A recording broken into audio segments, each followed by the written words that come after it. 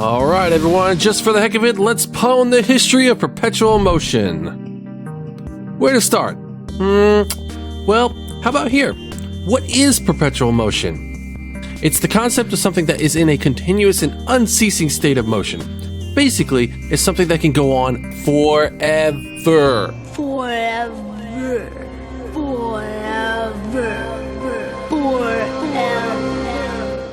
Sometimes it's used to describe the possibility of a machine that could run endlessly, excluding other people messing with it or just breaking apart from wear and tear.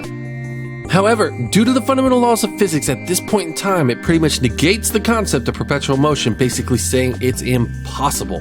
The reason why these machines are considered impossible is because of the law of conservation of energy. Energy can neither be created nor destroyed. Now, a lot of people pretty much look at the word impossible and eat it for breakfast like it's a donut. But that donut came from somewhere, and they must have paid to get it. You can't get something for nothing. Seems like a basic rule of the universe, right? Now, I don't want to tell you all about the inventions or the rest of perpetual motion science, or whether or not it's even achievable. I want to go into the history of it. How long have humans been trying to create such a device? Well, it's been a lot longer than you might have imagined.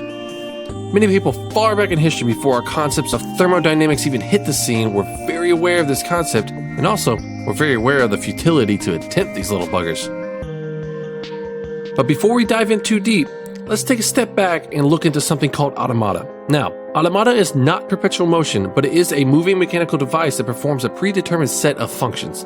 And to be brief, what I think is interesting about this is the fact that people have been trying to create devices that essentially power themselves, not necessarily forever, but at least an amount of predetermined time.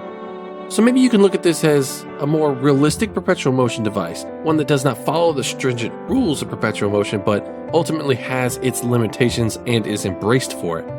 We have some evidence not of the device itself, but of the people supposedly making these devices as far back as 350 BC.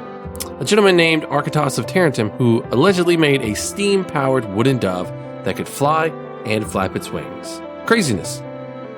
So for such a long time, people have been pushing little by little to get closer to the idea of perpetual motion. I simply feel like automata was a step in that direction of that idea. Now, let's discuss for a moment the earliest recording of a PMD, which stands for Perpetual Motion Device, because I'm getting sick of saying Perpetual Motion Device. One of the earliest documentations of PMDs were by a man named Bhaskara II in the 12th century. He talks about a wheel with containers of mercury around its rim. As the wheel turned, the mercury within the containers would theoretically be heavier on one side of the axle. Many of these little devices have been constructed but never achieved its wanted potential. Many folks since then have tried to make PMDs and failed. One notable figure, Leonardo da Vinci, gave a little of his time to knock up a few sketches. However, don't get misconstrued. Leo was definitely public about his opinions on the matter, saying, "O ye seekers after perpetual motions, how many vain chimeras have you pursued? Go and take your place with the alchemists." He did analyze several wheel designs and showed why it would not work. Conversely, he did also concoct pseudo-PMD designs of self-acting pumps, lifting water by use of Archimedean screws, which are those tube thingies with screw design. Here, look at this. But a lot of people at that time didn't understand the complexities of water. Concepts of momentum, force, and energy weren't refined until the 19th century. He still had a bit of an archaic way of looking at certain scientific elements. Let's jump away from this though. There were a crap ton of scientific dudes who tried to make PMDs throughout this period of time, and what strikes me as odd about this is how crazy these little things made people go. Some individuals who were working on PMDs would actually hire people to help them fake it. Most of the time these individuals were found out. Other times, they might have covered up the scam completely. However, it's definite that these devices which would work in those moments would no longer work when put under major scrutiny. Basically, these were just really, really good parlor tricks. One notable individual who tried to engage in these parlor tricks was a man named Johann Bessler, and just to say, I do believe at one time his intentions were genuine in trying to figure out how to create these devices, but this guy did all sorts of things into tricking people to make it seem like his devices were working. And while no one could disprove him, he himself could not prove the functionality of these PMDs without being constructed and displayed in ultimately very strict conditions.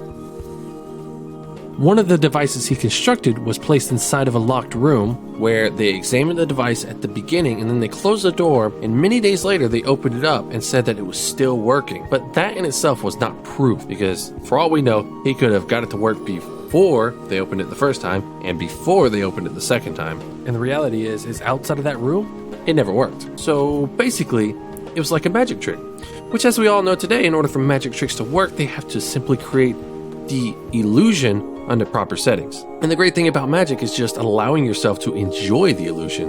But when it comes to non-magical scientific advancements, nobody likes to be fooled there.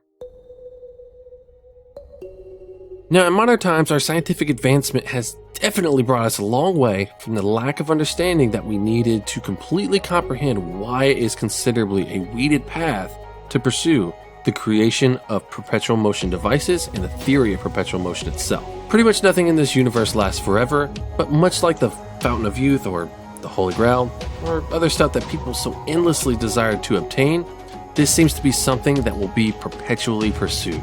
So, that's pretty much it. While it's a brief history on a monumentous topic, these were essentially the main points I wanted to convey. There's so much more to learn about perpetual motion, so take some time, read up. You never know, maybe it'll pique your interest to get you fired up wanting to make something yourself, which undoubtedly will teach you a lot about sciences and maths and so much more. So despite the fact that it's considered impossible, maybe it's still worth pursuing in the long run.